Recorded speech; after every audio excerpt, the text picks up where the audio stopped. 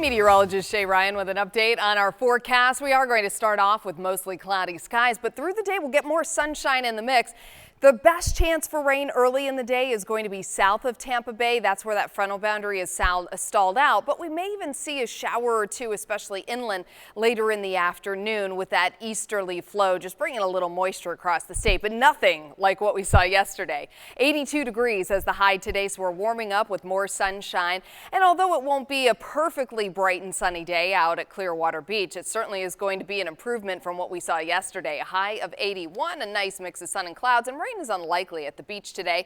73 degrees is the water temperature off of Clearwater Beach, a moderate chop on bay and inland waters, and wind shifting from the east to southeast through the day. And even though it may be a little breezy offshore in the morning, those wind speeds will be coming down through the afternoon. The sun sets tonight at 7:47, and check out the future cast. You can see here what I was talking about.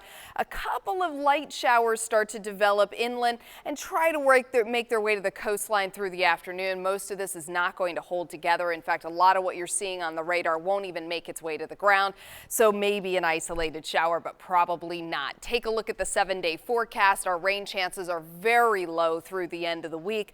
And then our next front approaches on Saturday, and it has sped up. So that means that we'll have a good chance for rain across the area by noon on Saturday. And then it will move out of the area overnight, leaving us mostly dry on Sunday. It's going to stall just slightly to our south. So if you did catch a shower on Sunday, it's most likely going to be south of Tampa Bay. Otherwise, we are drying out as we head into next week.